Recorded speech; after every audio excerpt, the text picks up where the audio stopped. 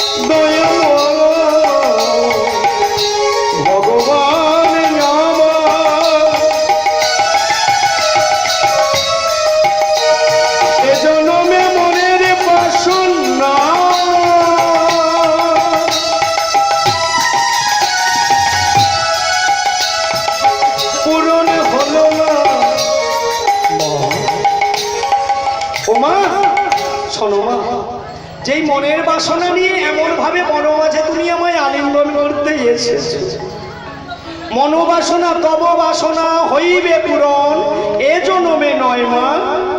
এটা তো ত্রেতা যুগ, আগত দাপর যুগে আমি যখন ব্রজেন্দ্র নন্দন কৃষ্ণ হব, তোমাকে নিয়ে লীলারস আস্বাদন করব। তুমি হবে যোগমায়া, আমি হব ব্রজেন্দ্র নন্দন কৃষ্ণ। বৃন্দাবনে নন্দের পুত্র কৃষ্ণ হব, সেই সময় তুমি হবে যোগমায়া। তোমাকে বাদ দিয়ে আমি কোনো লীলা করব না, করব না, করব না। তা ভক্তমণ্ডলী ভক্তিমতী মায়েরা দেখলেন তো, সেই যোগমায়া হয়েছে। এখন অনেকে যোগমায়ার ঘটে গামছা দেয়, গামছা দিতে নেই। এটা বৈষ্ণবরা হলে এই কাজটা করতো না, ভুল। বৈষ্ণবরা জানে কোন জায়গায় কি দিতে হয়, ঠিক আছে? তবে জানতে হবে, জানার শেষ নেই আর বলারও শেষ নেই, শিক্ষারও শেষ নেই। কারণ কবিগুরু রবীন্দ্রনাথ বলেছেন, বিশ্বজোড়া পাঠশালা মোর সবার আমি ছাত্র। যতদিন তুমি বেঁচে থাকবে ততদিন শিক্ষা নেওয়া যায়। হরিবল হরিবল। আজকে সেই যোগমায়া হলেন উনি। কেমন ভাবে যোগমায়া হলেন না, মা দুর্গা একদিন এইরকম হরিবাসরে কীর্তন হচ্ছে, হরিনাম শ্রবণ করতে এসেছে। ভোলানাথ নন্দী ভিঙ্গিকে বলছে, নন্দী এই ভিঙ্গি, এই তোর মাকে দেখেছিস রে? বলতে পারবো না তো।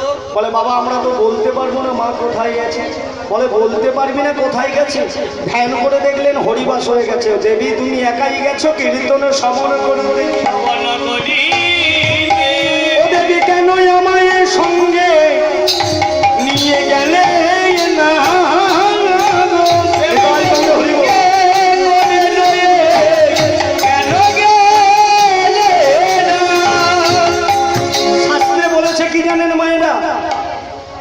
শাস্ত্রে বলেছেন ষষ্ঠীকে ধর্মাচরণ, স্বামী স্ত্রীতে কীর্তন শুনতে যেতে হয়।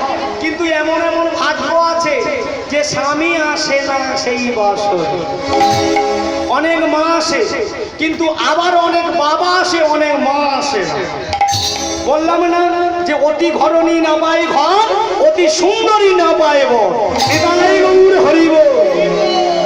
এ ভগবানের লীলা দেওয়া আছে। কেন? খারাপকে ভালোর সঙ্গে না মেশালে ভালোটা উঠবে কেমন করে?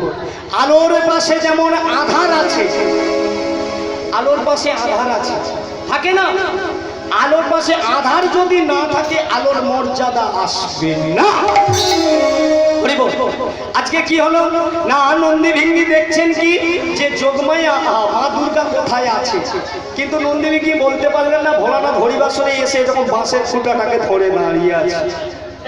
আচ্ছা মা, আর একটা কথা বলি, এই হরিবাসরে একজন দেবী কিন্তু কীর্তন শুনতে আসে, আপনারা জানেন কি? বলুন তো কোন দেবী? দেবী হ্যাঁ, কেন আসে? কেন আসে?